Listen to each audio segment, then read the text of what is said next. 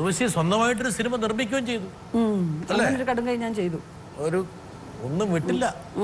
പൈസ ഉണ്ടാക്കിയോ പോയോ? പോയി പോയി.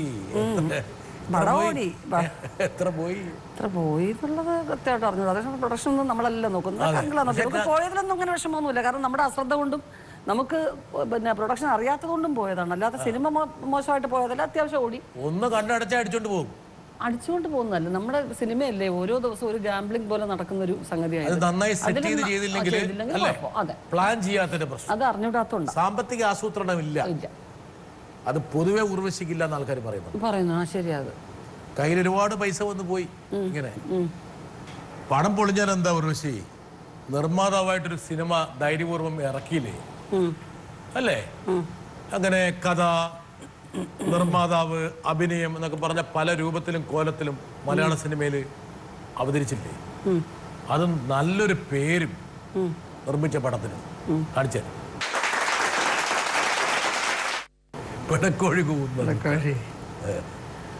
സീനൊക്കെ ഏകദേശം കറക്റ്റാണ്.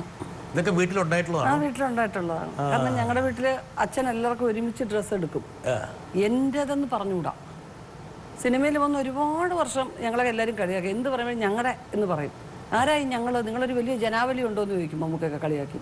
ഞങ്ങളുടെ വീട്, ഞങ്ങളുടെ ഇത് അങ്ങനെ തന്നെ പറയും. അങ്ങനെ പറയാവൂ. എൻ്റെ വീടെന്നൊന്നും പറയുന്ന അച്ഛന് ഇഷ്ടമല്ല. ഇത് എൻ്റെ ഡ്രസ്സാണെന്ന് പറഞ്ഞാൽ അച്ഛൻ അപ്പോഴേ എടുത്ത് കീറും. ആ ഡ്രസ്സ് കീറിക്കളയും. അങ്ങനെ എൻ്റെ ഡ്രസ്സ് എന്ന് പറഞ്ഞാൽ നീ തുന്നിയതാണോ? എന്തിൻ്റെ പേരിൽ ഇത് നിൻ്റെതാവോ? അങ്ങനെ പറയുന്നത് ഇഷ്ടമല്ല. 3 പേരും ഇട്ടുണ്ട്. അപ്പം ഞാൻ കുറേ കാലം എൻ്റെ ചേച്ചിമാരുടെയും ഈ അളവ് കുറയുന്നത് എനിക്കായിരിക്കുമല്ലോ സ്വാഭാവികമായിട്ട്. അത് ചെറുതാവുമ്പോൾ നമുക്ക് തരും. പുതിയ ഉടുപ്പ് കിട്ടിയിട്ടില്ല. കുറേ കാലം കഴിഞ്ഞിട്ടാണ് കിട്ടിയത്. ഞാൻ പിന്നെ കൽപ്പന ചേച്ചിയേക്കാൾ ഹൈറ്റായി. അപ്പോഴാണ് പിന്നെ സ്വന്തമായിട്ട് ബാക്കിയെല്ലാം 2 ചേച്ചിമാരുടെയും ഡ്രസ്സ് അളവ് കുറയുന്നത് ഇങ്ങനെയായിട്ട് അങ്ങനെയായിരുന്നു. ഈ നിർമ്മാണ പ്രക്രിയയിലൂടെ പിന്നീട് നിർമ്മാണത്തിൽ നിന്ന് നമ്മൾ പിന്മാറിയല്ലേ? പിന്നെ കൈവച്ചിട്ടില്ല അല്ലേ? ഇല്ല. നമുക്ക് മനസ്സിലായി ഇത് നമുക്ക് പറ്റിയ പണിയല്ല. അതുകൊണ്ടാണ്. അല്ലാതെ ആരുടെ സിനിമയുടെ കുറ്റമല്ല, മറ്റാരുടെയും കുറ്റമല്ല. നമുക്ക് ആ പണി അറിയത്തില്ല. അതുകൊണ്ടാണ്. നമുക്ക് ഡ്രൈവിംഗ് അറിയില്ല, SMS അറിയില്ല എന്ന് പറയുന്ന പോലെ നിർമ്മാണം. ഇല്ല, അന്നൊന്നും ഞാൻ അതിൽ ഇടപെട്ടിട്ടേ ഇല്ല. ഞാൻ എന്റെ സിനിമയുടെ കാര്യമേ എനിക്ക് ആകപ്പാടെ ക്യാമറയുടെ മുമ്പിൽ നിൽക്കുന്ന പണിയേ ഉള്ളൂ. പൈസ ഇങ്ങനെ കയ്യിൽ നിന്ന് പോയിക്കൊണ്ടിരിക്കുന്നു. ഇടവേ ഇത് നോക്കണ്ടേ? അപ്പൊ ഒരു ചെറിയൊരു ആദ്യം ഇല്ല. ഞങ്ങൾ അതിലൊന്നും ഞാൻ ഇടപെട്ടിട്ടേ ഇല്ല.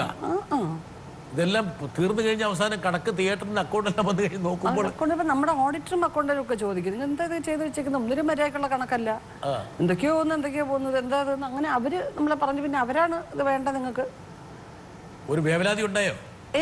ഇല്ല, പോയിക്കോട്ടെ അല്ലേ? പോയിക്കോട്ടെ എന്നുള്ളത്. ഇതൊന്നും നമ്മൾ കൊണ്ടുവന്നല്ലോ. സിനിമ തന്നത് കുറച്ച് പോയി. അതും വളരെ പ്ലാൻഡ് അല്ലാതെ നമ്മൾ ചെയ്തോണ്ട് പോയി. അത്ര. വീട്ടുകാരെ അമ്മയൊന്നും പറഞ്ഞില്ല അന്നേരം? എൻ്റെ അമ്മ വളരെ എല്ലാ കാര്യവും പോസിറ്റീവായിട്ട് എടുക്കുന്ന ഒരാളാണ്. അത് പോകാനുള്ളതാണ്. അതിനെക്കുറിച്ച് ഓർത്ത് നമ്മൾ പോയോ എന്ന് പറയുന്നതിൻ്റെ അത്രേ ഉള്ളൂ.